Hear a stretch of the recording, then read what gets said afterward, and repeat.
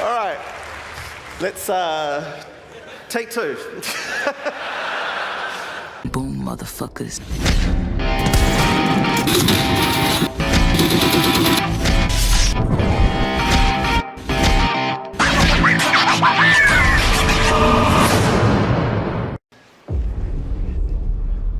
The gods caused all this, you know. After Oriath was destroyed, I traveled, searching for answers. Everywhere I went, the same divine devastation. It must end. I will end it. And no exile will stop me.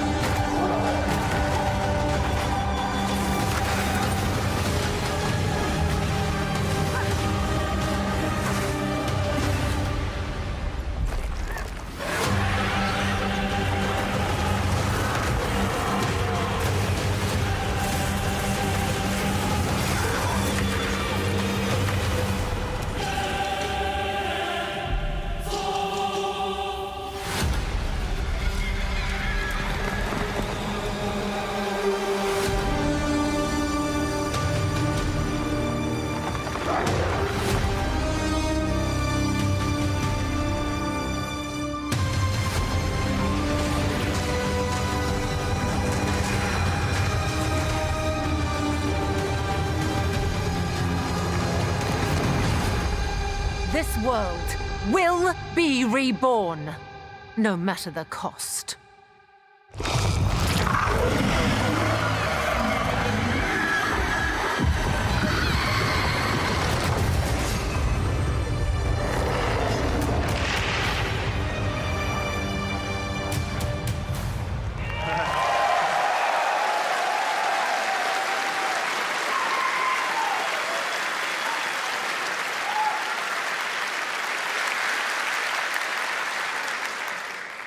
All right, Mark, your turn now.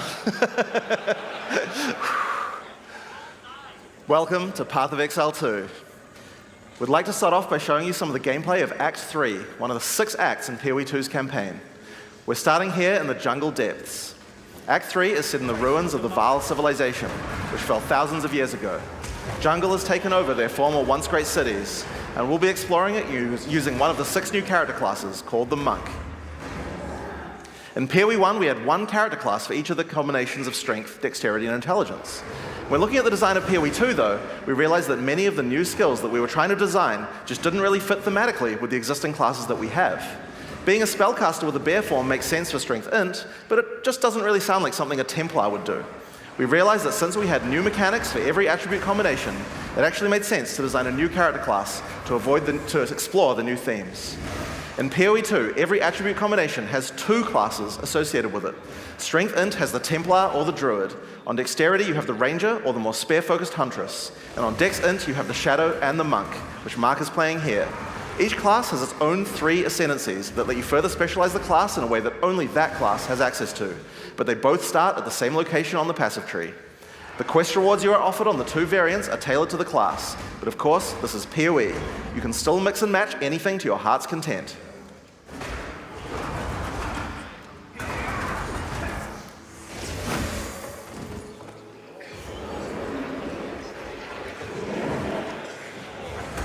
Looks like we've come across the boss for this area. In PoE 2, every area of the campaign contains a boss of at least this difficulty. That's over 100 bosses to fight as you make your way through the campaign, and they all have unique mechanics.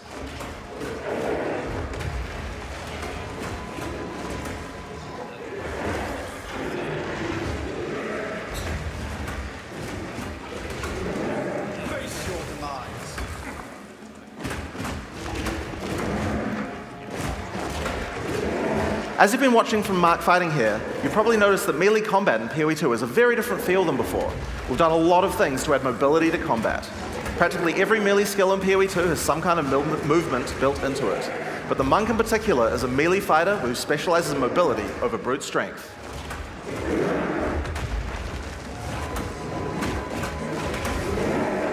Face your demise.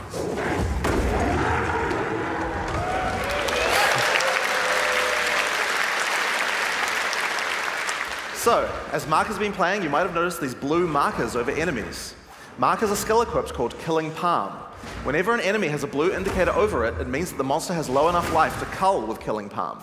Successfully executing the cull will give you a power charge. This is an important skill for the monk, since many of his skills interact with power charges. One of the great things about this skill is that it has a built-in dash forward, which makes it much easier to target the skill right at the point where you need it. We've done a huge amount of work in PoE 2 to make using skills like this feel satisfying. If you're accidentally targeting slightly off the monster, the skill will automatically lock on to the cullable target, and it will even do a small amount of pathfinding around obstacles. We really want to make sure that when you've got an opportunity to use the skill, nothing is going to get in your way. Once you have some power charges, you're going to need some skills to power up. A great follow-up is Falling Thunder. Falling Thunder without a power charge just creates a relatively small lightning AoE in front of you. But if you do it with power charges, it turns into a pack clearer with a large number of extra projectiles. One thing to notice here is that, like almost every melee skill in PoE 2, Falling Thunder has a little bit of extra movement built in, just in case you need it. Use the skill within range and you just do the flip in place. You use it at a larger range and your character will move forward while executing it, getting you into position without any time penalty. In PoE 2, you also get a short period to redirect your target. Notice how you can start the skill facing one way, then whip the mouse sideways to land the skill in a different direction? Now, in order to get power charges, you're going to first need to get some lower life monsters into a cullable range. You've got a few options if you want to charge right in. Whirling Assault is great. It doesn't do much damage per hit, but it covers a lot of ground. And notice how you can turn as you do it? Generally speaking, you never lose control of your character in PoE 2. If you make a turn at the right time, you can get a couple of extra hits in on the monsters, getting them in range of your cull. Follow up with a Killing Palm and then finish off the rest of the pack with your Falling Thunder.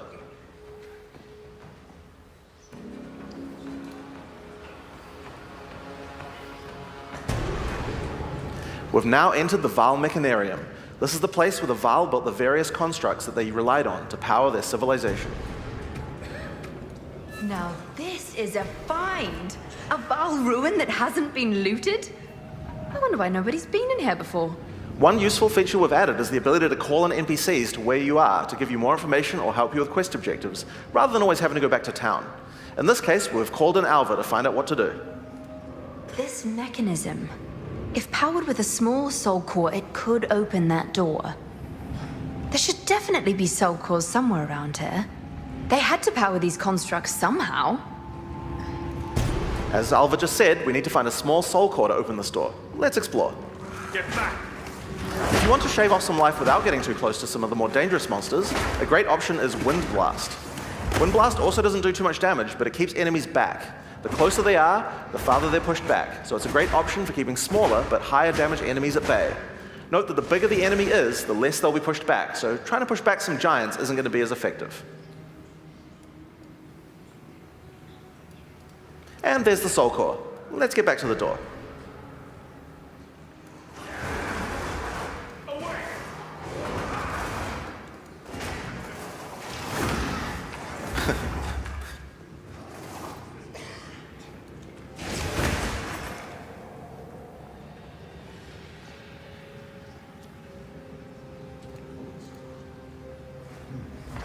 Consider me impressed. I'll keep investigating in here. Bring me in if you find anything else. Away! Now, if you need to defeat tougher enemies, it might be time to break out some of the ice skills in the monk's arsenal. Glacial Cascade creates a wave of ice that moves slowly in front of the player. It's pretty ineffective against fast-moving monsters because most of the damage occurs right at the end of the wave, and so a lot of monsters will just walk right by it. But if you can find a way to make a monster stop at just the right place, it can be very effective. In order to do that, you're probably going to want to freeze some monsters. The monk has a few different tools to do this. A fairly simple option is to get right in the monster's face with Ice Strike. Ice Strike doesn't do too much damage at the first 2 hits, but attack 3 times in sequence and you can get off a combo that has a much higher chance to freeze. Get in there with the freeze, then roll back and finish the job with Glacial Cascade. Now, remember how Glacial Cascade is that extra damaging spike at the end? If you hit a frozen enemy with that spike, it shatters the ice on the enemy and does a devastating amount of damage. This is a really great combo against bosses, as you'll see later. Oh yeah, and I've just been casually mentioning rolling around. Did I forget to mention that in PoE 2 we added a dodge roll to every character? Just press spacebar at any time to roll. There's no cooldown and no limitations. And it even has pathfinding in it, so you don't get stuck on anything. When you when you dodge roll, you're not invulnerable. If something hits you, you're going to feel it, but most things aren't going to hit you. And that's because while you're rolling, projectiles and melee strikes will always miss.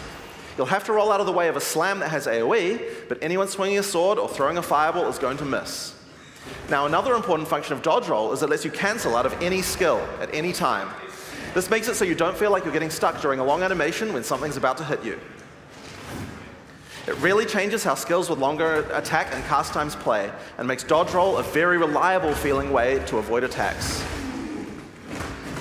So, that's one way to get out of the way of damage, but the monk specializes in mobility, so it would make sense that he would have some more. Wave of Frost is one of our new attacks with a retreat built right in. You move backwards and throw out a cold attack with a significant freeze. A great thing about this is that it puts you at a good distance to follow up with a Glacial Cascade and do a whole pile of damage.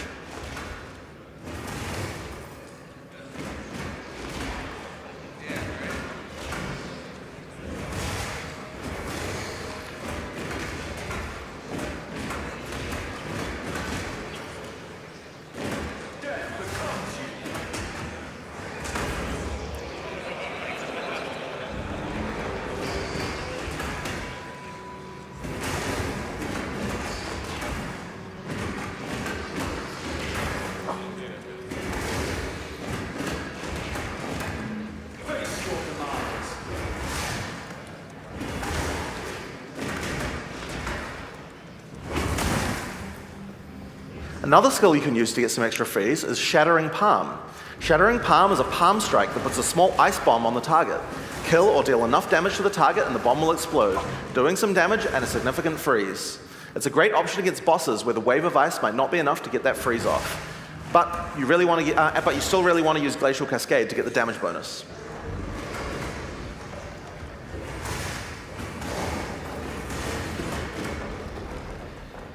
The final skill we're going to show you today is Flicker Strike. It's a monk skill, and another skill that consumes power charges. If you've played PoE 1 before, you know what to expect.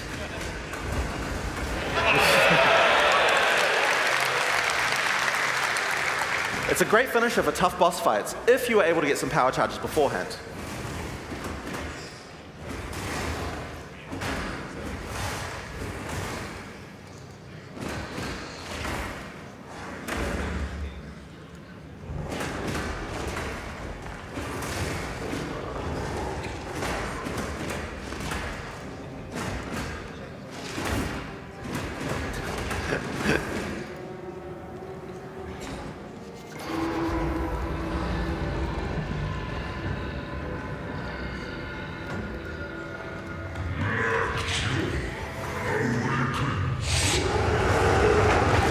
Here we have Blackjaw, former overseer of the Mechanarium.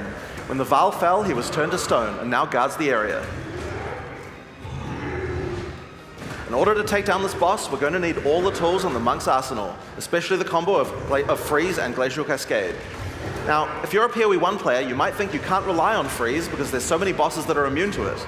But in PoE 2, that's changing significantly. In PoE 1, Freeze is a binary mechanic. An attack freezes the target, or it doesn't. What this basically means is that in PoE 1, we were forced to add freeze immunity to many bosses because freeze just trivialized them. Because of that, freezing was something you could only really rely on while pack clearing, and not something you could use as a core part of your build for boss fighting. In PoE 2, though, all crowd control mechanics now have internal meters that allow you to build up to a freeze or stun, or whatever other CC mechanic that you're using. It's a little bit like poise from games like Elden Ring, though the meters tend to be a lot smaller than those games. When you freeze an enemy, it increases the amount of freeze you need to do to get another freeze, but the increased difficulty bleeds away slowly. More freeze will always let you freeze the boss more often, but this system means that you will not get out, it will not get out of control in party play or interact badly with other CC mechanics, allowing us to let these kinds of mechanics actually work against all bosses.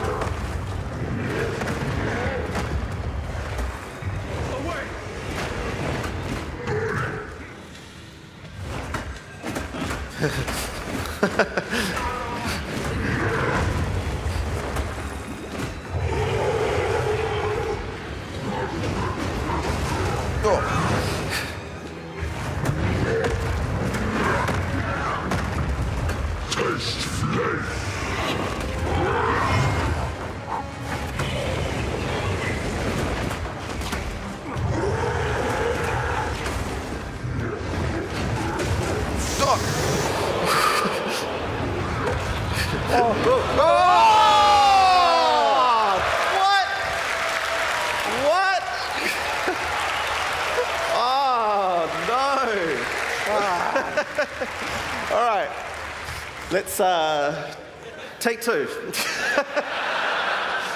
All right, so this might be a good time to mention that in PoE 2, if you die to the boss, you have to start again from the start. There's no boss cheesing. So hang on. Oh, there might be a. Are you okay? Oh, 1 second. One technical issue. It's just typing some cheats to. All right, we good? Back to the stream. All right. All right. Round 2. Let's go. Whoever balanced that, like, come on.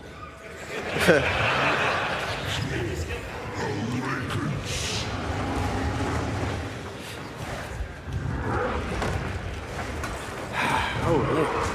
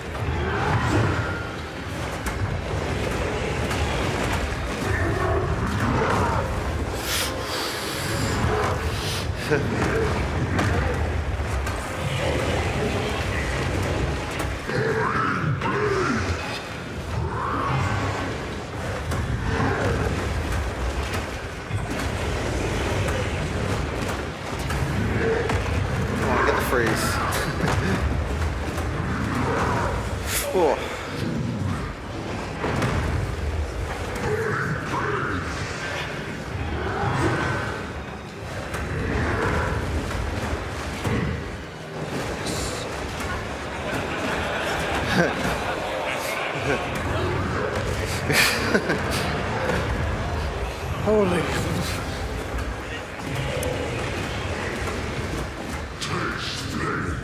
Okay, do the. Oh, nice. Whoa, whoa, whoa.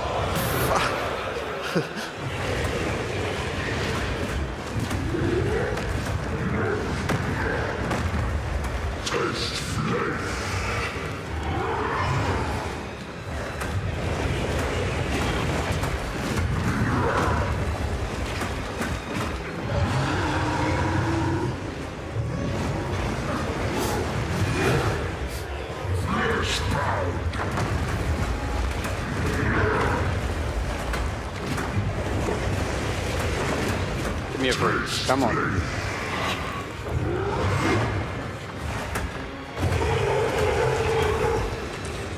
Oh, here we go. Go.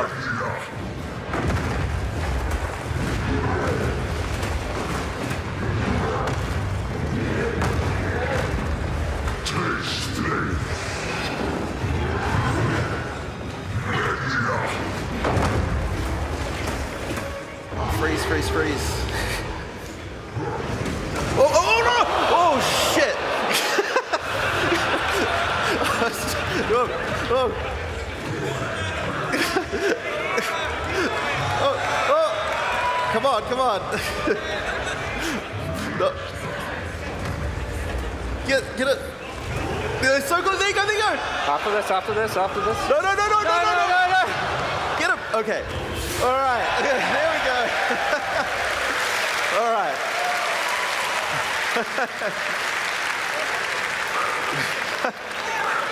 All right. Second time's the charm. So, Blackjaw has dropped a consumable quest item here called the Flame Core. It's a permanent +10 to Spirit. In PoE 2, we really want to make sure that you feel rewarded for exploration. It wouldn't be much good if we made all these awesome optional bosses if we didn't have something great to find for killing them. One of the things you might find for killing a boss is permanent stat bonuses for your character. I wonder what Spirit does.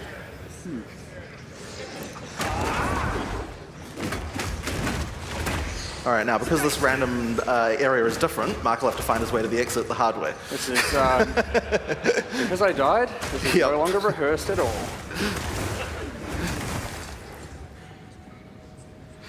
All right.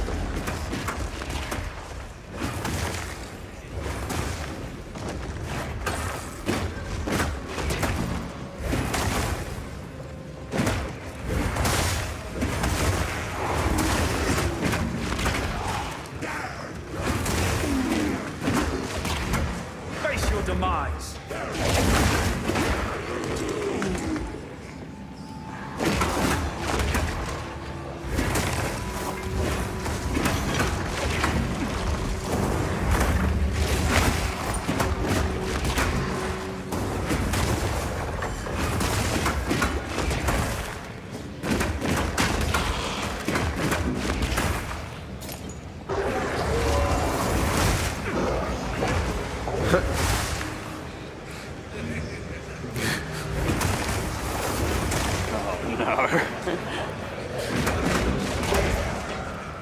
Just gonna go around this way. Need to use those killing palms more often, Mark.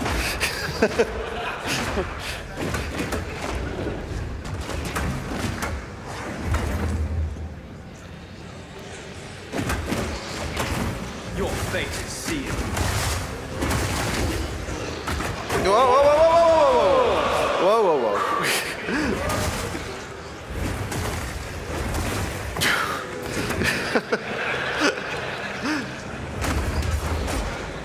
My poor heart. Lightning strike. Oh. I think you got completely lost there.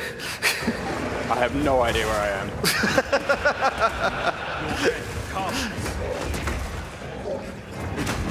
All right. Yeah, there we go. All right, here we are. Here we are. Here's the exit.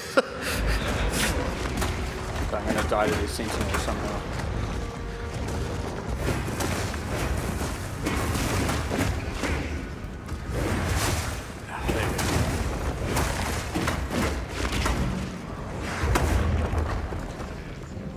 All right. Just go right through. All right. All right. In order to help with the next area, we're going to call in a sorceress. I'd like to welcome Octavian to the stage, who's going to join the party with Mark, so they can play through together.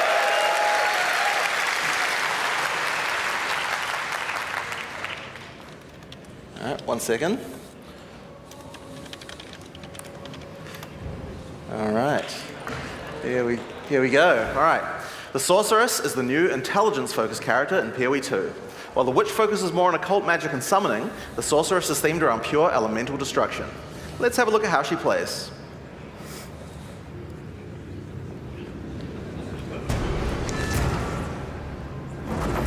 This is the largest soul core I've ever seen. With this, we could power the canal systems. But it it isn't charged. There is still latent energy in this machinarium from its ancient operation. These lines in the stonework should lead to generators. You might need to find some more soul cores to spin them up, but everything looks to be in surprisingly decent condition. Maybe the golems have been maintaining it. In any case, it should still function. We'll have to remove that large core from the wall, of course, but that shouldn't be a problem. We have some skills here you're probably going to recognize if you've played PoE1 before, but they feel a bit different now. Spark is great in these tight passages since it bounces around. We've added a Pierce support gem to really allow it to hit an entire room full of targets. For a more single target focused skill, Arc is a great choice. It does much more damage than the first target that you hit. Now, if you find yourself surrounded, it might be a good idea to use Ice Nova. It hits all enemies around you and slows them down with a chill. Just be careful. Getting up close and personal isn't the ideal place for a sorceress to be. She doesn't have the defenses of a more melee-oriented character. In order to help with that, though, we could use Arctic Armor. In PoE2, Arctic Armor is a buff that builds up as you stand still. You can see the ice crystals forming around the character. They drop off if you walk. When monsters hit you, they take cold damage and build up to a freeze, so it's a great defense. Just be careful. You have to be standing still for a little while to get the full effect, so trying to stutter step using it isn't the best strategy. Now, Arctic Armor is an ongoing buff, but did you notice it didn't reserve any mana? How does that work? Well, we were pretty sick of the fact that in PoE1 basically every character was playing with no mana pool, so we decided to change the way that reservation works. In PoE2 there's a new resource called Spirit. Spirit is a dedicated resource that you can use for ongoing effects like Arctic Armor, Heralds, Auras, and Minions.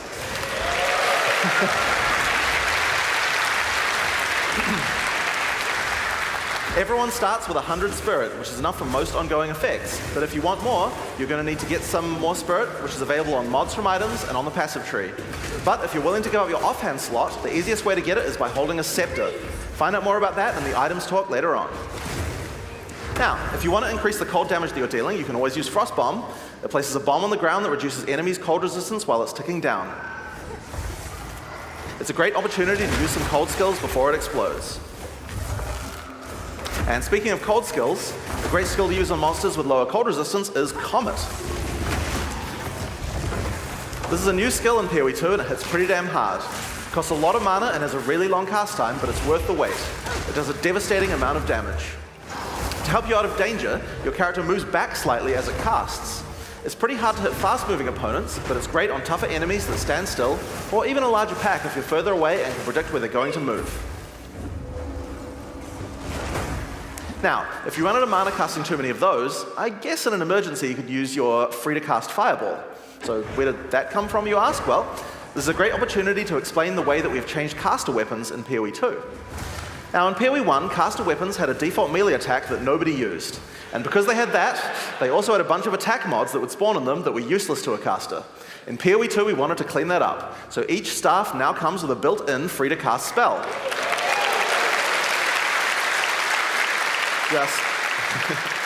Just put it on and spam away to your heart's content.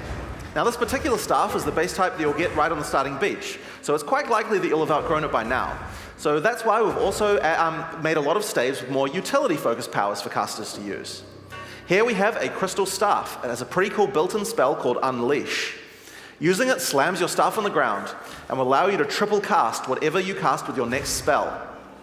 Now of course what you're probably going to want to use with that is something powerful, and Comet is a great option.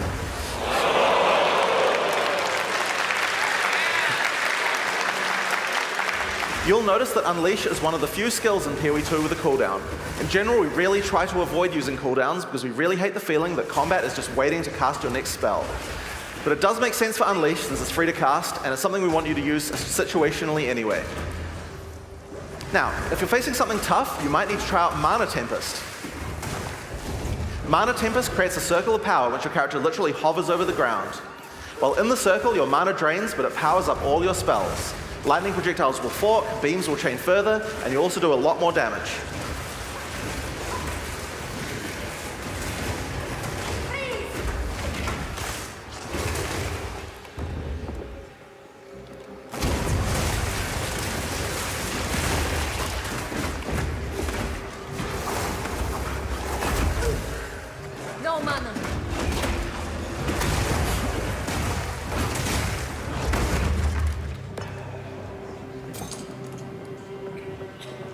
So, with all of these skills, here's a great combo to try. First, cast Frost Bomb to reduce the target's cold resistance. Then use Mana Tempest to increase your damage. Follow up with Unleash, and then triple cast Comet to do a truly insane amount of damage.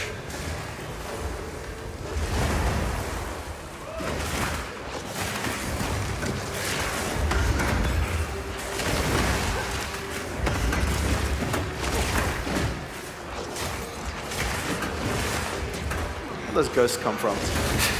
These ghosts. Yeah. This Whose rare fault is that? This rare monster has dropped an uncut gem, and that's a great opportunity to talk about how skill gems drop in PoE 2. Instead of dropping specific gems, you can find uncut gems. Just right-click on them and pick whatever skill you want. Ignore the, whoops.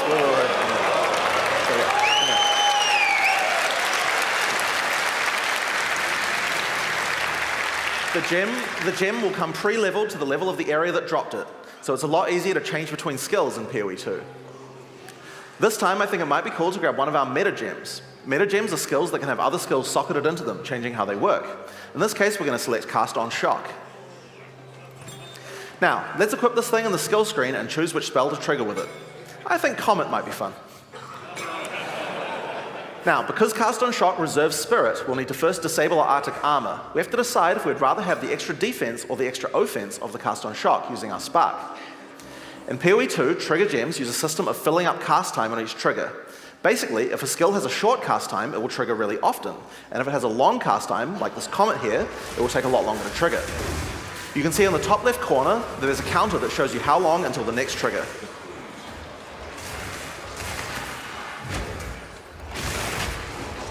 Hopefully you shot some monsters.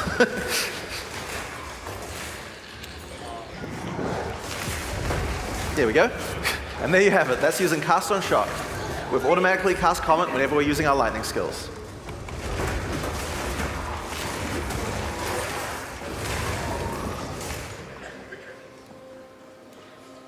So, we've found the generator. Time to power it up.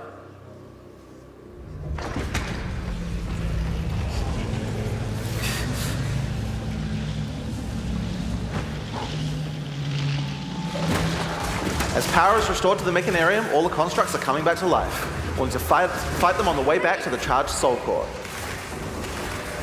So, one thing that PoE 1 players might have noticed is this character has both lightning spells and cold spells. That's pretty inefficient, right? It's a big no-no for most builds because any specialization into cold or lightning isn't going to affect the other element. And generic elemental damage increases are not going to be as powerful as focusing on a single element. Well, in PoE 2 we have another major new system to introduce to solve these kinds of problems. And it starts, oddly enough, with weapon swap.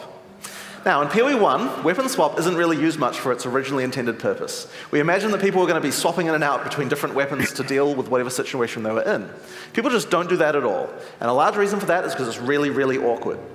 In PoE 2, we wanted to solve all of that. The staff Octavian is using here has an ice mod on it that makes it great for when he's using his ice spells. But we would also like to be able to make sure that this build works just as well for his lightning spells. If Octavian equips his previous staff in his second weapon set, you can see that it appears on the character's back. Now, we're going to open up the skill screen. If Octavian opens the skill options for his lightning skills, you can see here that you can choose which weapon sets are usable with each skill. First, we uncheck set 1 from being used by his lightning skills. Then we go through the cold skills and turn those off with his lightning weapon. We'll just take a second. If I can remember where they all are. Yeah. Now, when we use Spark, the character will automatically switch to the lightning staff on his back and then use the skill. And when Octavian uses his Ice Nova, his character automatically switches to his ice staff before using it.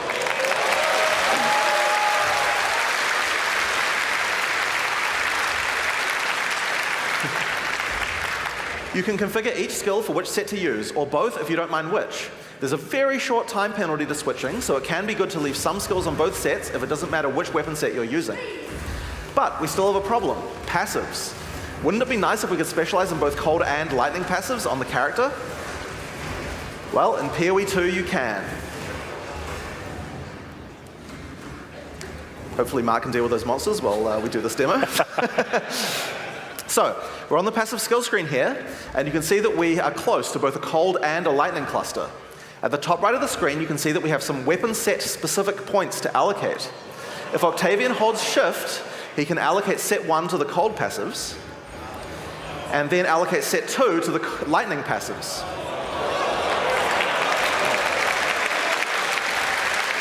Now, check it out. As we use our weapon swap, the skills allocate changes from one build to the other automatically. So whenever we cast the appropriate spell, the character's passives reconfigure on the fly to the correct build for that spell. Now you can't do this with every single passive on your tree. Only points granted from skill books will allow this kind of dual specialization. So you're not going to be changing from a mace slamming warrior into a fire elementalist with the press of a button. But it certainly increases the number of options you have for builds. There's a huge number of places where the system can shine. You can augment your dagger shadow build with traps, or have a great curse set up on your witch with one spec and then move to your chaos debuff spells with the other, for example. It really opens up your options. Now another fun metagem to try out is called Barrier Invocation. This works a little bit like the trigger gems I talked about before, but this one charges up as your energy shield is hit by monsters. We're going to put an Ice Nova in this one. The more energy shield you lose, the more charge builds up. We'll just get that one equipped there. Yep. So yeah, the more energy shield you lose, the more charge will build up until the point you're able to cast the socketed skill instantly. There we go. So you lose some, so you lose some energy shield, and at just the right time, invoke Ice Nova to cast all the stacked up copies in one instant cast. If you keep losing shield, you'll build up even more charge for even more casts. So it's a great defensive option in an emergency.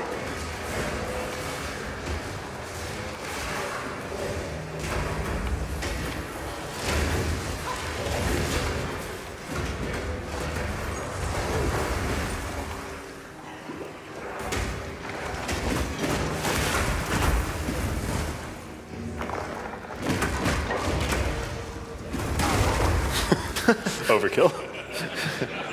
And here we are back at the charged soul core. All we have to do now is take it.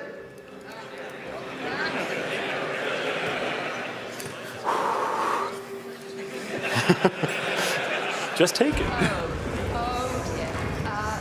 Now we just have to remove her from that construct. Alva, what the? Don't die this time, guys.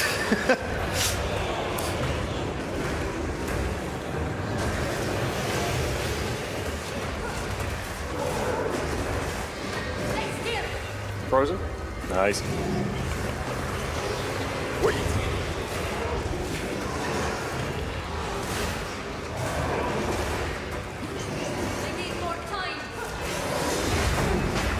Get away from the wall. Oh god. Frozen though. Good. Frozen, nice. Helps that we're both doing ice damage. Cold damage. Stay still!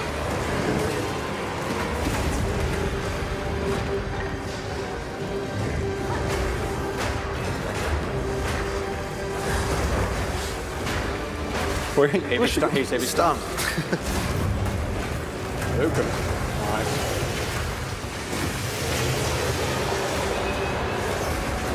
Frozen. Stay still!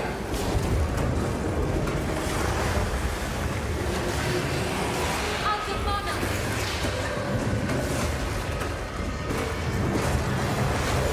Frozen again. Getting real lucky with those freeze procs this time. All skill.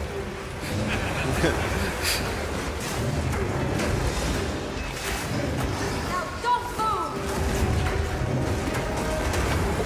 Nice. Frozen.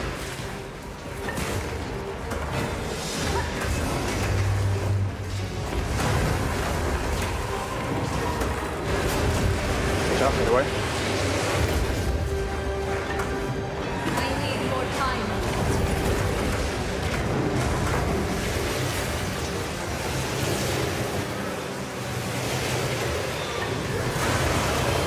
Get away from him. Get away. Get away.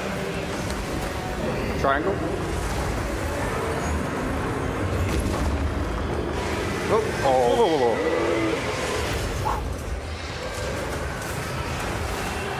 Charlie. Nice.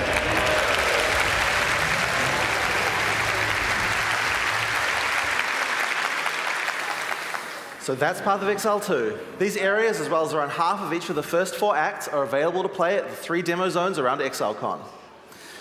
Now, if you're physically here at this event and you get to play the demo, just remember, it's a different game than before. It's a lot harder.